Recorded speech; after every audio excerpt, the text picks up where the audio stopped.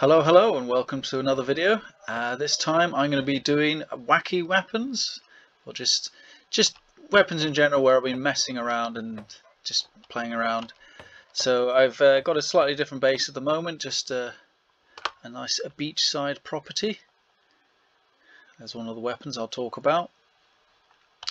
And yeah, ignore the water tower. Yes, that'll be the next video. Right, if I move in.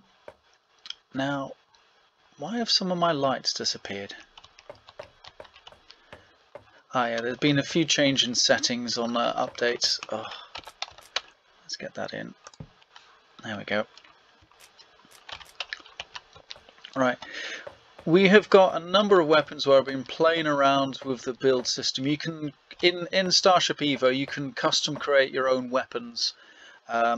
I'll go through in a second just the build process, and I've just been abusing the build system really. So I'll go over each ones in a moment, especially that one. That's quite fun to use. But let's start it with creating one. Alright, first of all let's fish out an item stand. I know I've got one there already, but it's always nice to start fresh. Now these also have rotation to them, so I put that one down. Now when you can see there it says F to pick item. Whatever you've got selected on your inventory, even tools like this, you can push F. You actually see it in a tutorial when you start to play the game. You actually see these. So I can pick that one up, switch the monitor, you can have that floating there. So to start a new weapon, you open up the codex and you'll see the tab for, or the section for weapons. If you drag out a handle, and we'll get to those in a second. So you select the handle, focus on the item stand, then push F, and it will tell you that you've started a new handheld weapon. Now you can see, if I get in close, you can see there's a trigger on that handle. That's facing in the direction the weapon points. It'll also face in the direction that item stand block is rotated. So hopefully in the future we'll get a little arrow which shows which is the pointing direction, the forward facing direction for the block. Otherwise you'll just have to sort of pick it up and then rotate it and go from there.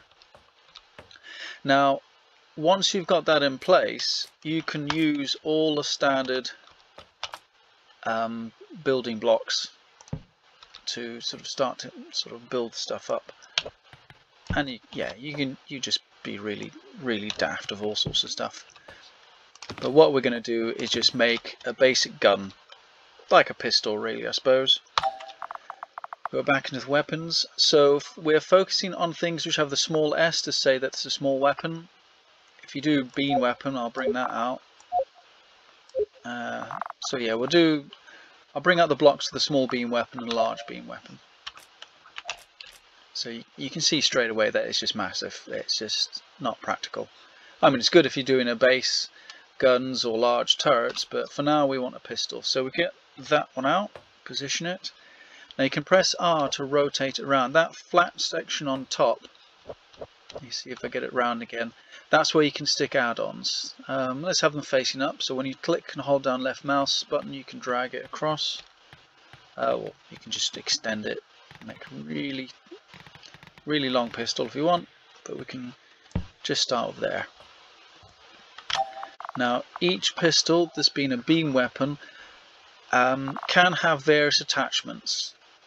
Now some of these will work with with the projectile version. I can't select it, so now you can see in the description it says fires laser projectiles or fires a beam with high heat damage.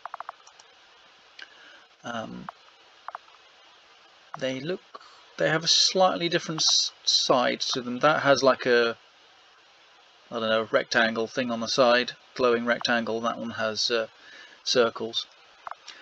What is compatible, so you've got the recoil small barrel, but it's a bit of trial and error to figure out which ones of these work with those. That some will work and some won't, so as I'll demonstrate, that's a cooling barrel. Now that will probably work with the beam, and you've got add-ons as well. I'll show you where they sit. Let's try that one. Now, let's see with that, with the, which one is it? That is the cooling barrel. That doesn't seem to work. Let's try the recoil barrel. That doesn't seem to work. Oh dear. But we do have one of the add-ons. What one was that? That was the overheat add-on.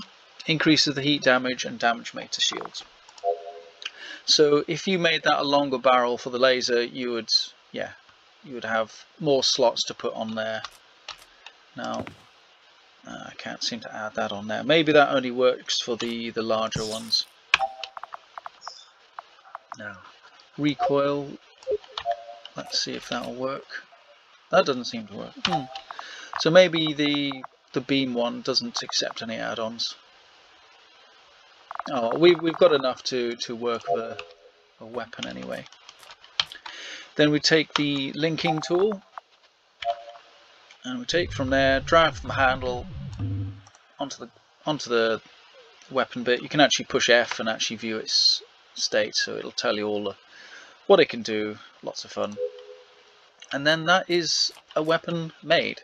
You can make sure to go to an empty slot on your toolbar, push F, and then you've got your weapon. You can see it in the bottom right,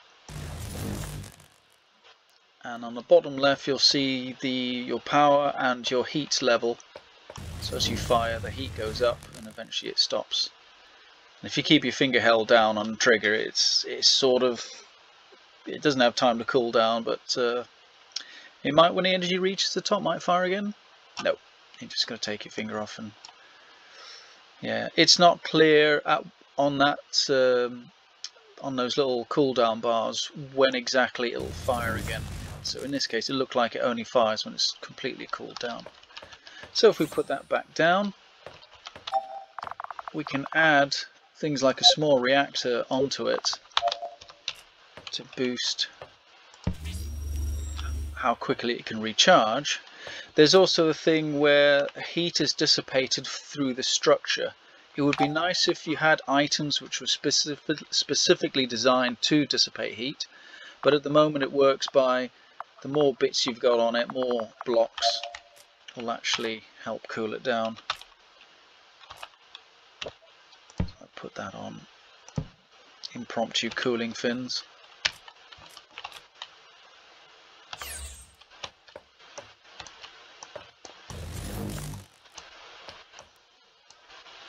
So that heated up rapidly. Yeah.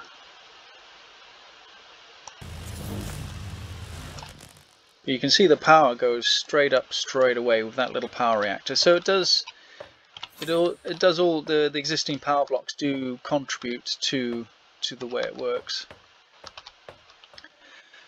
Now, well, let's switch across to one of the other weapons, because one of the things, if I get that showing on there, if I unspawn it, there we go. Now, one of the things I started to play with is using, if I pick this up, actually let's fire it to demonstrate. I demonstrated actually in one of the earlier videos. So you can have it all built up together, and then as you pull the trigger you have a moving block to make it look like there's some sort of recoil mechanism. But you can just generally get some sort of animation playing. So you can see the barrel turning, that's built into the piece I've used. So let's plop it down. Get onto the side of it. Now you can see a timer block already. If I remove some of the, slow myself down a bit.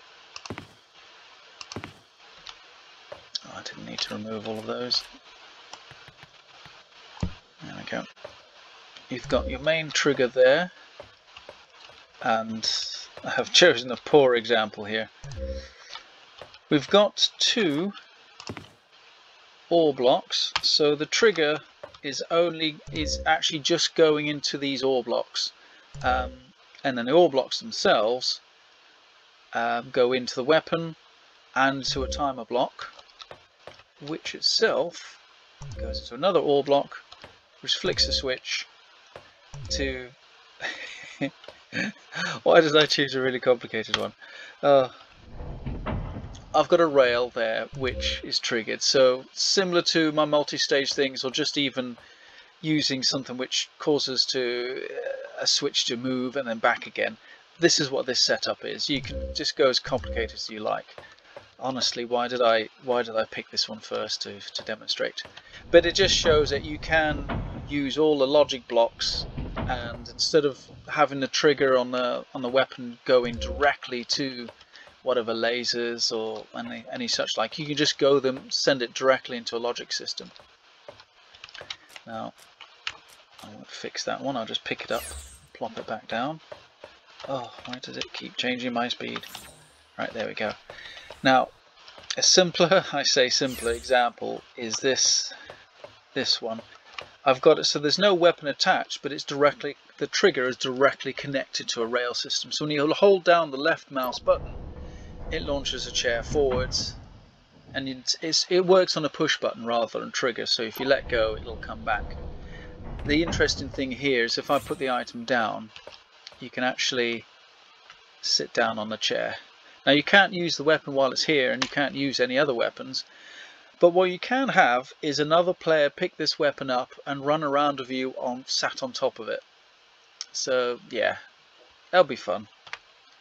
I jump off the weapon. Another weapon to have fun with which to abuse the way the system works is this one. Oops. Ah, yeah. There's something I was going to cover in a second. So if I pick up the weapon again. Now again, this is one which doesn't do anything. You can switch to outside view, and you can see that the character is just stood posing with lots of item stands. And it's essentially oh, I can't think of the right name for it really. Just someone, you can have someone run into battle carrying all of your weapons for you. Each item stand, if it's empty and you've got nothing in your item selected, you can push F and it'll allow you to spawn in different weaponry. So yeah, it sits on there, and let's spawn all of them onto here. Now I could have done the positioning and the rotation of these better. Whoops. So there we go. Then you go round to the front, pick up that weapon. Let's run out to here, it's a bit more visible. And yeah, you've now become a walking weapon store. And you know, handy if you need to pick up loads of weapons for someone. You could either store it in your inventory, or you know, once you get there, just fall in the water. Yeah, and launch the weapon into space. That wasn't really supposed to happen there. It shouldn't have chucked me off the platform then, but never mind. Their jump heights need sorting on this. Right. On to the next weapon. Now, these here, is it visible? You can just about see a red line. Now normally you can use, where is it? Ah, there we go, a laser sensor. So I'll plop that down. You see a nice faint blue line. You can actually switch it to a different colour. There we go, it's a bit more visible. You can connect that up to logic. Okay, will that work? Don't know what that's supposed to do, if it triggers, but it just shows that you can connect that up to systems to trigger them. I have connected this rifle's firing mechanism up to a sensor, so if somebody walks in front of it, it fires. Now it does take a while to recharge, and I'm blowing a hole in my base there, but it's essentially a sniper rifle. It takes ages to restart. They must have changed the mechanics for when weapons fire. This used to fire a lot quicker. But you can have it so that you can just stand there and someone runs into a field of fire, they get shot. Or you can set up, if I get the right block out again, essentially similar to Rust, you can set up a shotgun trap really. So you can have that there. Anyone arrives that shouldn't, they get shot.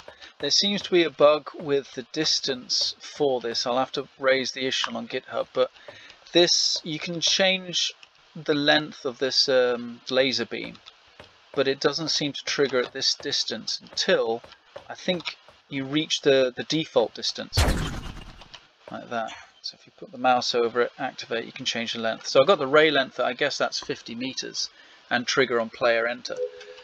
So yeah, I'll have to raise that issue. Now the last one, I'll pick it up, a deployable, well, Salty Boy deployable turret.